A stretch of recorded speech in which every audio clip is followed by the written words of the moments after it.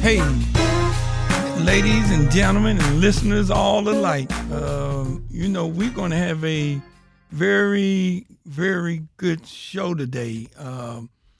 My name is Adolphus Pruitt. And I'm the Reverend Daryl Gray. So, Adolphus, I'm telling you, I smiled when you briefed me on the show today because I love shows with intrigue and mystery and suspense. Ooh. Ooh. You sound like a porn star. Oh, my God, Jesus. Wait a minute. I'm trying to figure out how you got that out of mystery, intrigue, and suspense. I'm trying to figure out what kind of places do you go to. Fans only? Only fans? Is that what it calls? What is it, Courtney? Fans only or only fans? Something like that. I'm glad you asked Courtney. and didn't ask me and BJ because we don't know. Hey, I just see it on TV. I see it on TV. God-loving, church-going people. I see it on TV and hear about folks getting fired for they got a fans-only account or something. Oh, yeah. Yeah, I get it. Yeah. But, hey, ladies and gentlemen, listen. You know, there is any number of conversations going on, not only here in St. Louis, but across the country, that is talking about the use of ANI surveillance, ANI technology for surveillance and for tracking, and police are using it like it's 40 going north. And what we wanted to do was bring on somebody who can tell us what's being used, how it's being used, and tell us what we don't know. Because we think, we hear about facial ID and all this other stuff, but folks, there is so much stuff we don't know. So we wanted to take the time to try to educate you as much as we can. So we have a friend on the phone by the name of Floyd. And Floyd is an expert. And Floyd, I'm going to let you introduce yourself by telling the folks your background, so we can let them know that, hey, we got an expert on the line. That's what we talking about. Expert Floyd. My name is Floyd, and I am an intelligence SME, and that's a subject matter expert. And what I do is a lot of predictive analysis, a lot of white collar crime forensics, and a lot of profiling. And when Mr. Darrell contacted me and asked me if I could convey on the audience just a few things that our community should know, I jumped at the opportunity. Got it. Appreciate that. So, Floyd, let's start off this way. When you say predictive analysis, let's explain that to the audience. What are we talking about? When COVID hit, and folks had were reliant on the whole hands-free access. Well, the government kicked into overdrive, and things that you did not know was happening was actually happening. Any and all data is still being collected. When you go to a grocery store and you sign up for a membership with points and awards at a grocery store, and every time you go there, they tell you they'll give you a percentage off, and they scan your card or you put your number in there. Well, all that is data, and it's identifiable data. So with that being said, is not just the government, but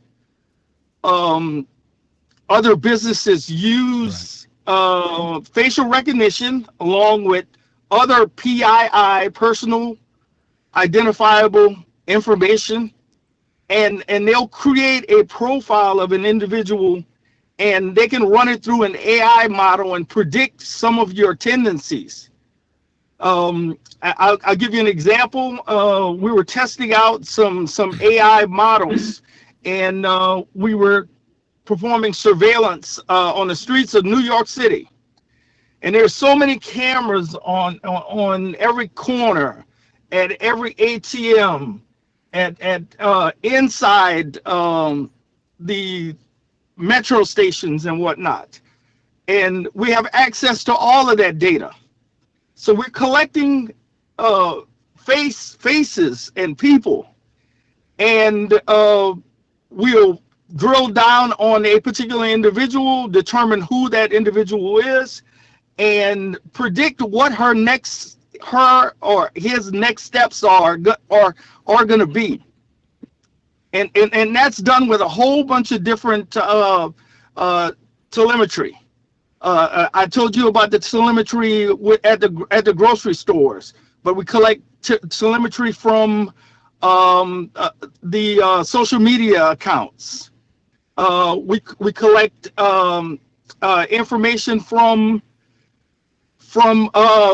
the cars that you drive. Anything that can identify you as a person gets put into a database, and it's data mined, and these models, these AI models, can be used to determine or predict someone's next steps. Now, Daryl, I know you got a question, but Daryl, I got to have you follow up on something.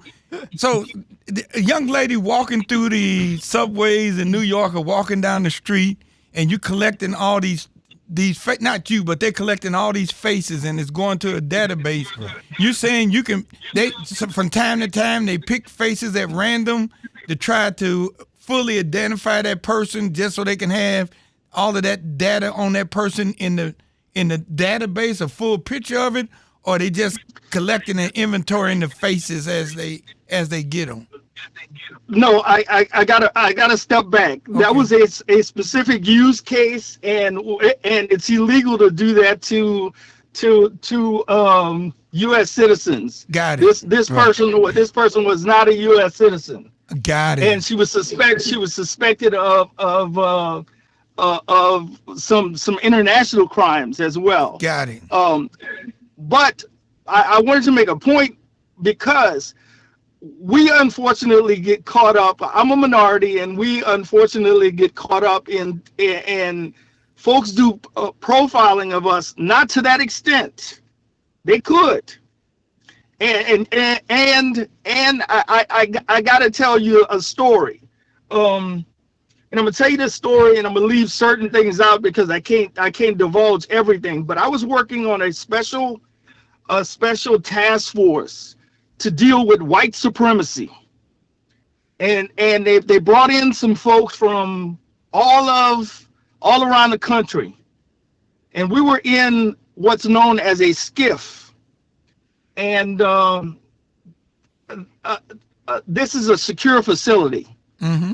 So it's like a fishbowl, because we're in there.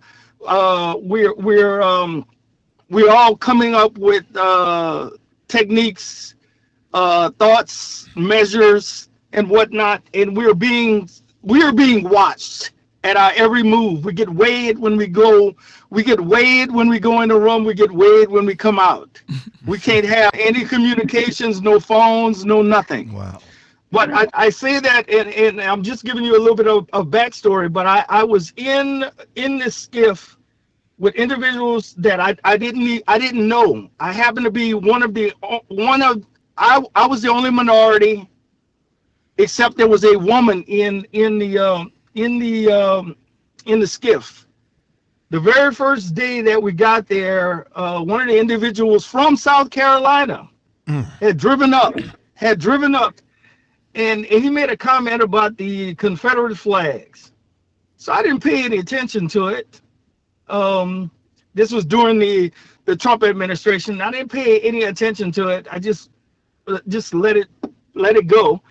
He was sitting next to me, and then the next day he got on the Me Too movement. Now, we're supposed to be discussing white supremacy, but he's talking about the Me Too movement, and I ignored that. Wednesday was my day, because he said it's about time that we have a president that's not apologetic.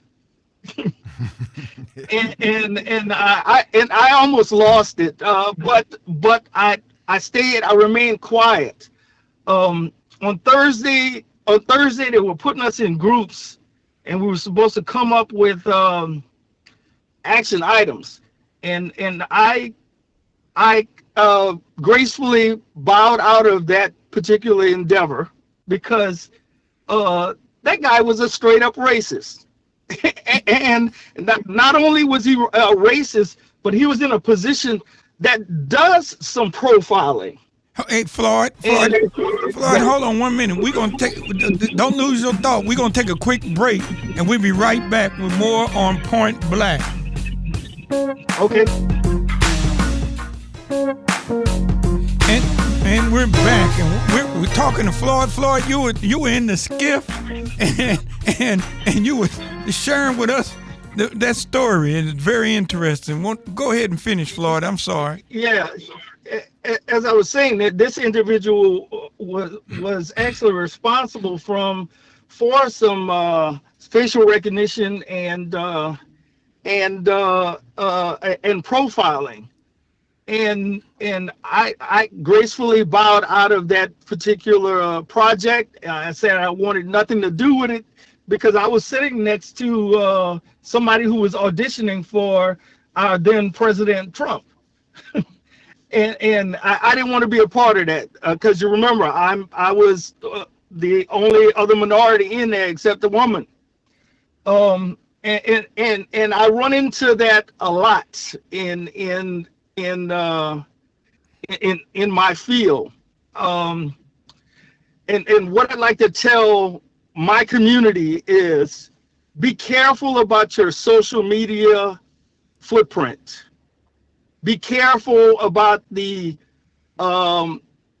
data fingerprints that you leave at the grocery stores or at any shopping center. I never, because of my job, first of all, I don't have social media. I'm not allowed to have social media because it puts my family at risk. I don't ever go into a grocery store and sign up for additional points. I don't do that, and if I do that, it's using a fake name, and it's not any information that can be tied back to me, because that's real. That data mining happens on a daily basis, and you don't know who has that information, because a lot of those commercial companies will sell that data, and they sell that data, and they base that they will base purchasing in a particular area based on the data that's collected or bought. Let me ask you a question. Yep, Floyd. This is Reverend Gray. And I think that this is not the first time, obviously, that we've heard about the fact, your data is used, for marketing for companies that sell it to somebody, and it's not a coincidence that if you're whatever it is, you're going through your social media, be it Twitter or Facebook or Instagram, and a certain advertisement would come up, but that advertisement is based upon, as you said, some trait, characteristic, facial recognition, some footprint that you've left somewhere that's been sold to someone else. And so you get all these pop-up ads. But my concern too is maybe a little bit more insidious. I mean, where's the oversight? I mean, we're dealing with a situation here where we're talking about facial recognition and law enforcement using facial recognition and surveillance and all of this. And obviously, Pruitt's he's gonna flip his switch, but obviously progressives seem to think that that's too much of an intrusion. As you said, the misuse, and are calling for more oversight. I mean, from a commercial point of view, you talked about marketing. From a commercial point of view, what kind of oversight do we have? But more insidiously, from from a government point of view, we've always known that Big Brother was watching us.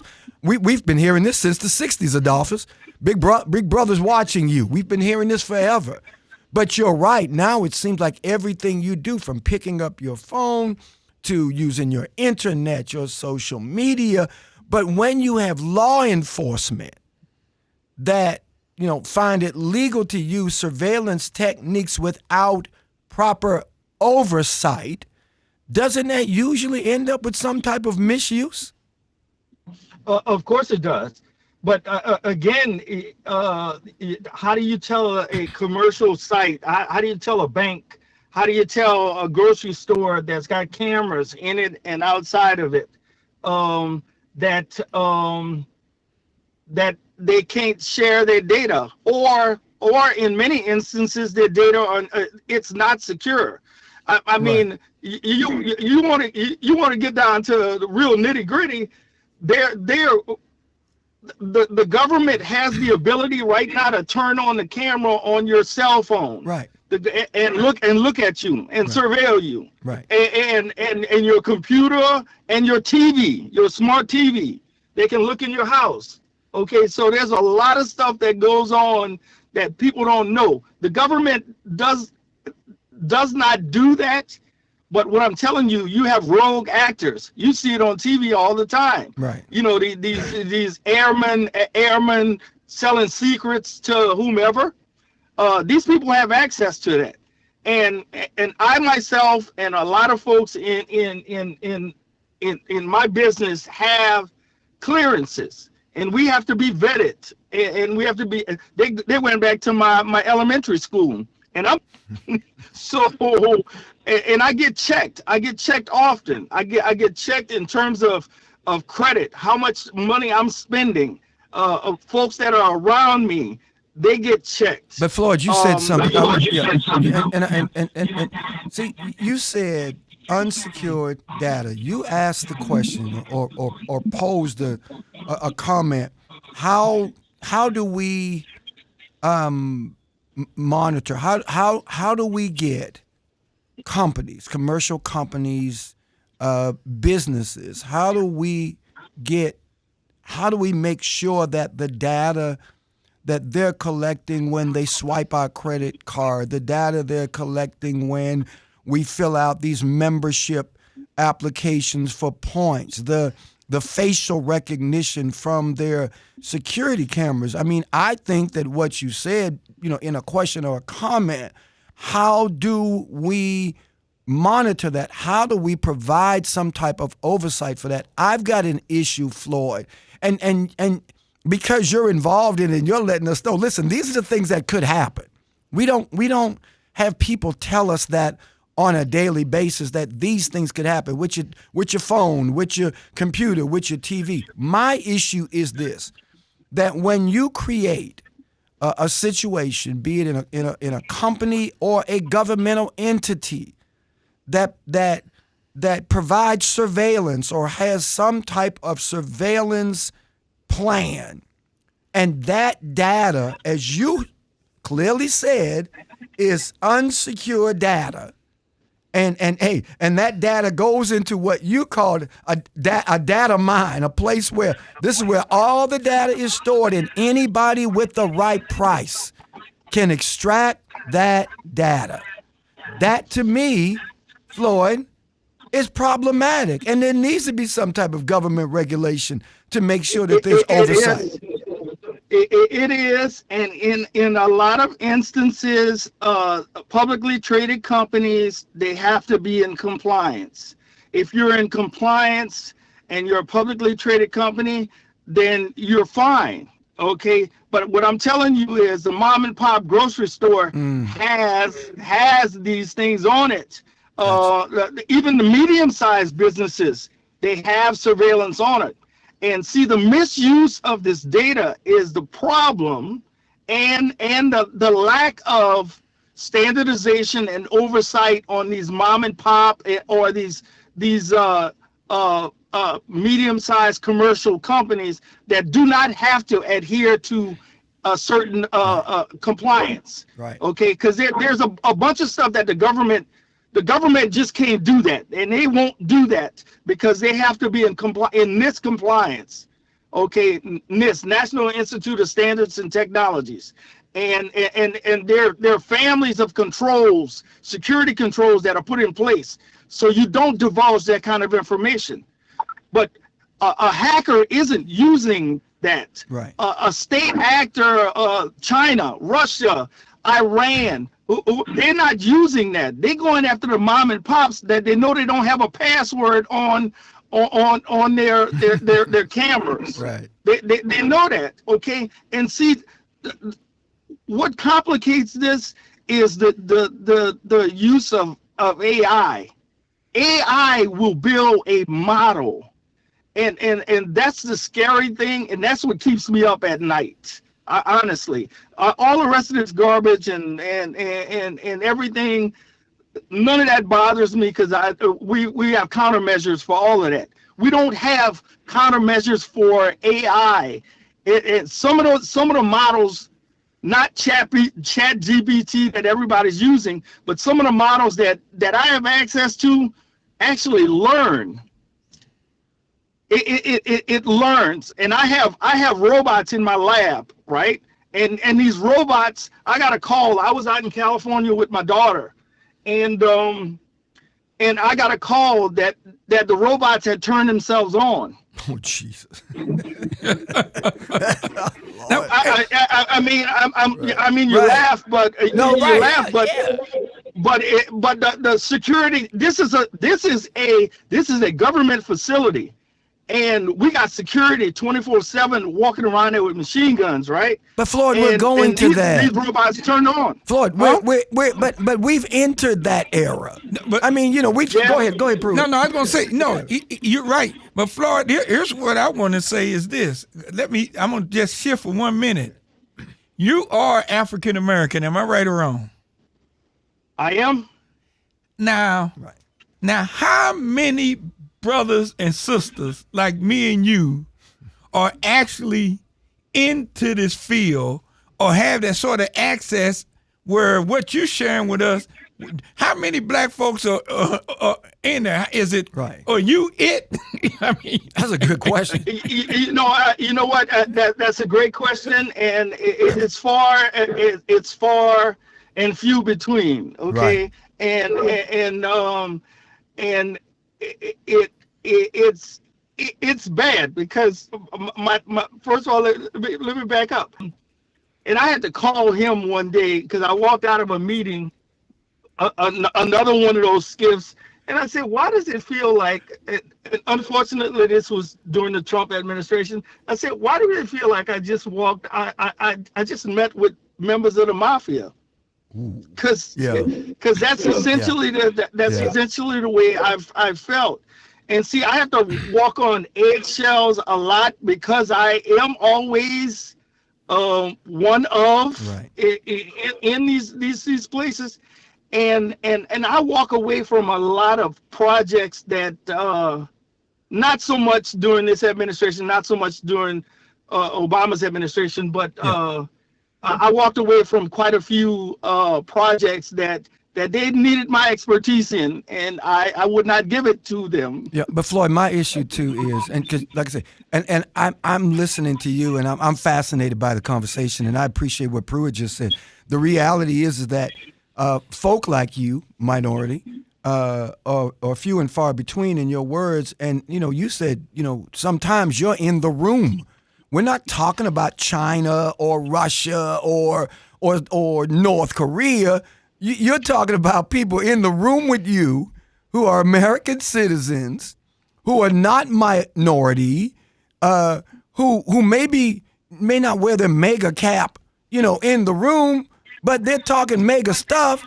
And so for me, I'm always going to advocate on the side of transparency. I'm always going to advocate on the side of oversight and community control. You said the National Institute of Standards and Technology.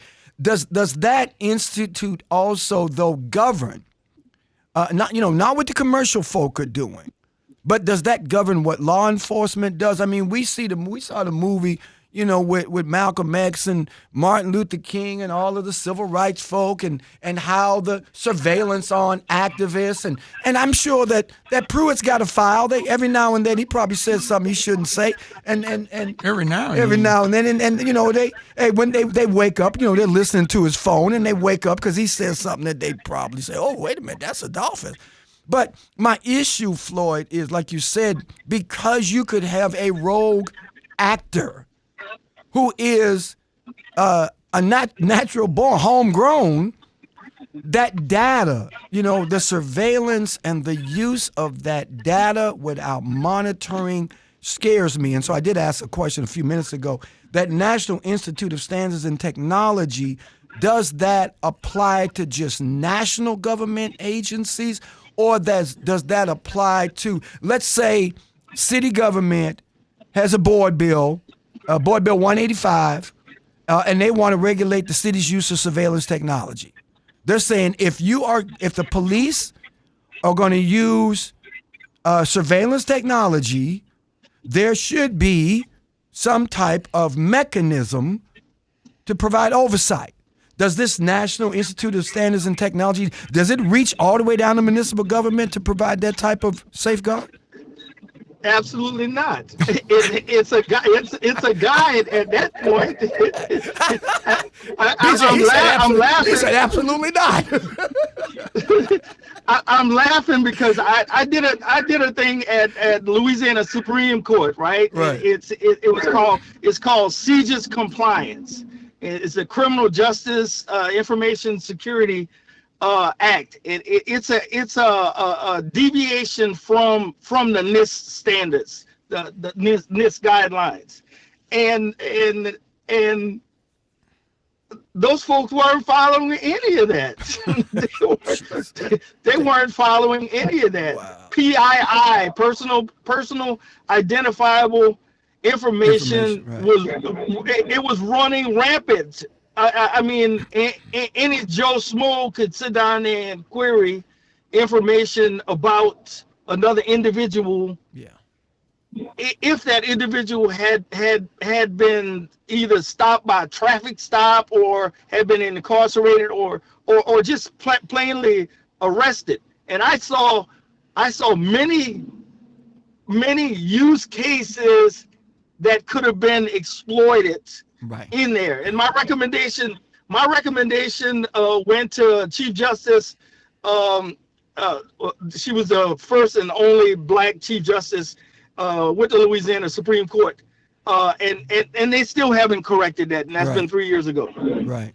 So when you say certainly not, then people have legitimately have a right to be concerned when we begin to talk about surveillance techniques, surveillance technology. And like Pruitt said, I think we all agree that we've stepped into that era, Pruitt, that technological era. We've stepped into it. But see, and the reason why I'm glad Floyd is here and talking about it, because we want the audience to understand is right. that where you think we are, what I'm saying and what Floyd is saying is we're 10 steps beyond that. Good point. Yeah. So the stuff that we're talking about now that we ought to be careful about, what I'm getting from Floyd is we're 10 steps beyond that, maybe 20 steps beyond that,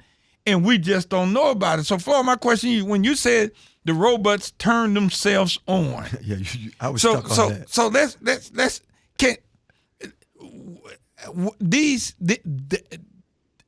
in order for that sort of technology and that stuff to currently exist right now, and right now is in the hands of government, do you envision local law enforcement being able to have access to that technology to help them in crime fighting and stuff like that?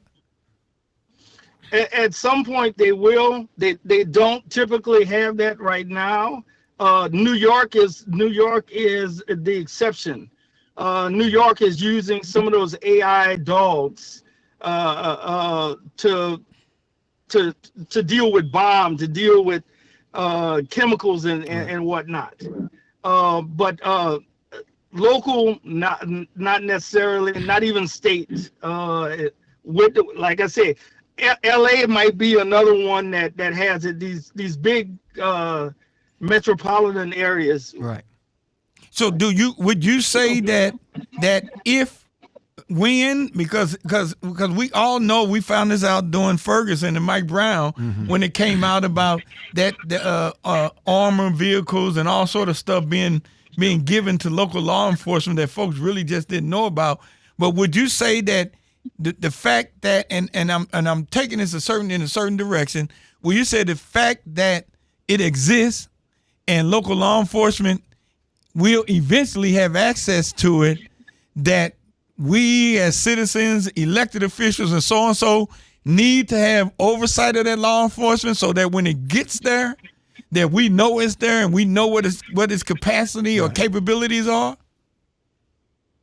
You better. You better have oversight. We're going to take another quick break, Floyd. We'll be right back with more on Point Black.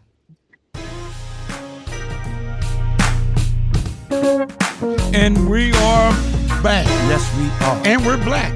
That's why we call Point Black. You know, I miss the in-between witty banter that we normally have on the show, in the commercial breaks. Man, I miss that. Well. That witty banter that goes back. But BJ rolled his eyes at me. No, BJ, no, you did not roll your eyes. Brothers don't do that, BJ. Brothers don't do it. No, you did it again. Hey, but I got a question for Floyd. Floyd, let me, and I want you to share one or two. Can you give us some idea of some of the worst case scenarios in which you saw this technology used, and especially misused, and especially if it involved African Americans? Well, I can give you an example, and I'll go back to the woman in the dress in New York, right? Right. They had been surveilling this lady, and they had gone through this lady's social media account. They knew what this lady ate. They knew when this lady used the bathroom, right? And this lady was in a coffee shop, and they were doing surveillance on her, and they ran. First of all, they picked her up on facial recognition software at a bank, an ATM machine. Mm-hmm. She just happened to be walking by the ATM machine. They picked up on her, and then they started tracking this lady. And this lady went in a coffee shop, and they ran models on her and predicted her next move. When she had to use the bathroom, how long she was going to stay in the bathroom, and that's the scary thing about that. Is that particular model that they used was probably about 92% accurate. Wow. You know, my big thing is, Pruitt, protection of free speech. You know, I that's for me as an activist. You know, when we talk about oversight, when we talk about community control, when we talk about surveillance, that if surveillance is being used to help deter crime, and I'm not sure how, for me, I think surveillance is more to be used as evidence after somebody commits a crime, but I'm not a police, so I don't know.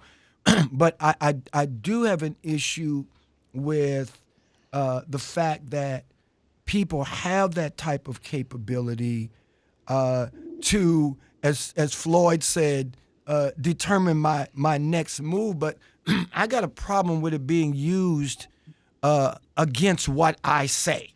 You know, that you know, if I'm a dissident, man, if I don't agree, you know, and so for me as a African American activist, the 3A, that's AAA.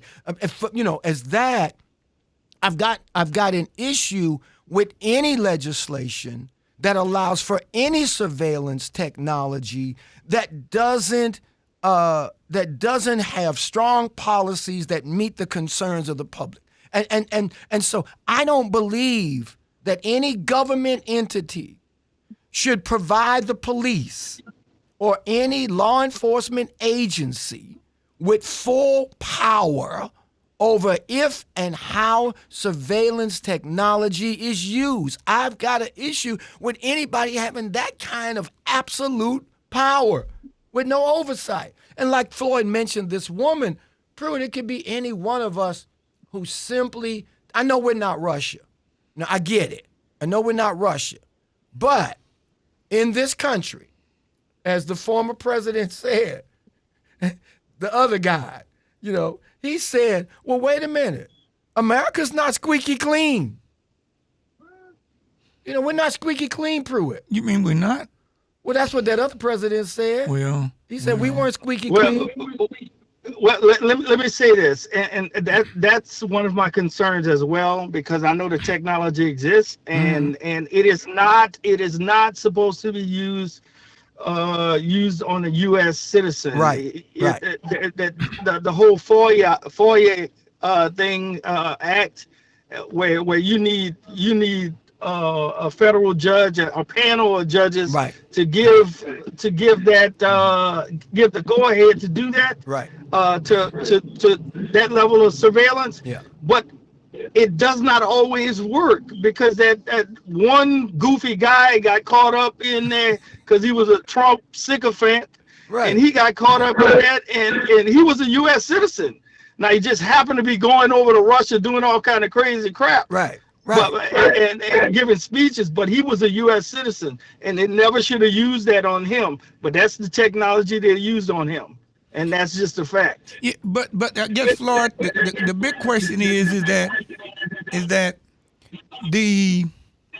if a local law enforcement department said that we are worried about terrorism and terrorists in our neighborhood or whatever, and we really need the assistance of this technology to utilize to track these immigrant or whoever it is that we need to track, and they ask for it, more likely than not, isn't the government going to allow them to use it? I don't know about that, because I don't know enough about the laws, but I witnessed this morning six goon squad people in Mississippi being put on trial, right, sheriff deputies, right, and things where they shot black people and whatnot, and they got 20 years. They got 20 years. Good. Yeah, should have got more. They needed more than that, yeah, and for what they did, them things. But they were using technology. They were using weapons, and this surveillance is a weapon. No matter how you want to look at it, it's a weapon. That's a good point, Floyd, too. And like you said, if on a federal level, if the government has to go to a judge to make sure that if they say we're getting ready to provide surveillance on ABC, and they've got to go to a judge in order to get that okay, and they've got to show some type of evidence. They've got to prove that this surveillance is legit and that they got good cause. Well, if you've got to do that on a federal level, why shouldn't there be these same type of safeguards on a local level where we don't have the kind of expertise that they have on the national level? And so I agree with you wholeheartedly. And again, and maybe it's just my activist antennas going up, because you always feel you're under surveillance when you are a dissident, when you disagree. But I want to make sure that people understand. Listen, if you like this show, ladies and gentlemen, and this is a great show, you can always reach us by going to the iHeartRadio app and type in Point Black and hit the talk back mic and talk back to Adolphus and just let him know how this old porn thing, site thing that he was talking about just has no place on talk radio. Or you can go to any social media outlets site, and you can go to @PointBlackSTL, @PointBlackSTL. That's Facebook, Instagram, X, that used to be Twitter, and you can do all of that. And I don't know, wait a minute. We got Floyd on here. Florida, now I'm scared to send people to these sites because because I might be taking them down that data mining hole. I don't know. But anyway, we want you to take a chance on Point Black. We would never, ever on Point Black send you down the data mining hole, at least if we knew it. I don't know. Courtney might do it, but I don't know if anybody else would do it. And so, listen, Floyd, I think that, this has been great because we're having this conversation all around the country about, surveillance and, surveillance technology and the authority. Who should we give authority to? Well, I'll give a better example, Floyd. I know you heard about Ferguson. I know you know all about it. And even since Ferguson, and Daryl, of course, I guarantee you there's plenty of photos of you. But so the police, the protesters, the police use their body cameras and all other cameras, and they're taking pictures of everybody who's involved in the protest. And they are cataloging them. And their rationale is that these were protesters and we think these are bad actors or potentially bad actors, and they cataloging that.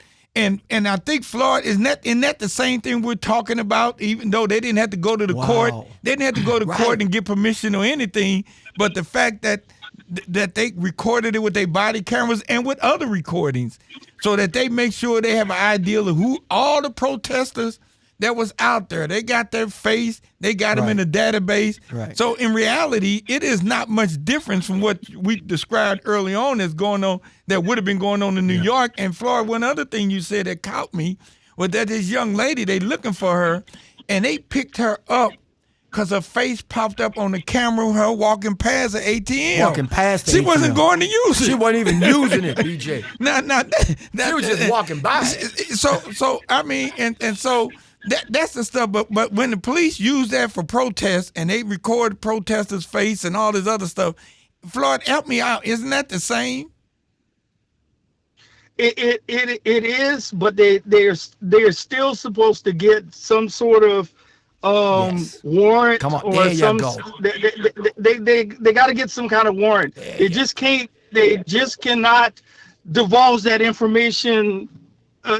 They can't divulge that information. It's illegal. That's against the Privacy Act. Yeah, no, but I agree. But we're going to wrap up, Flo. But I agree. But what I was saying is them collecting it and putting in their database is okay. They can't use it for anything. But the point is, I just try to get folks, they are collecting it and they putting it in their database. And I guess at some point in time in the future they will use it. But listen here, Floyd, we're running out of time. Listen, man, I cannot say it enough that we really do appreciate the work you're doing. We appreciate you coming on the show, and I appreciate, and I'm quite sure our listeners, Daryl, do too, that we have somebody that looks like me and you that are involved in this stuff, and hopefully that would encourage more people to get involved, because if we're not there, we cannot make sure that the bad actors don't do the things that we don't want We're them to do. glad you're in the room, Floyd, but also you be careful, because you being in the room is no joke, and that's a powerful position. Thank you for your integrity, and I appreciate everything you said. Any law that gives police full authority over surveillance without oversight is not a good law. It's not a good executive order, and we should definitely have oversight. Ladies and gentlemen, thank you so much for tuning in to Point Black. We'll see you on the radio.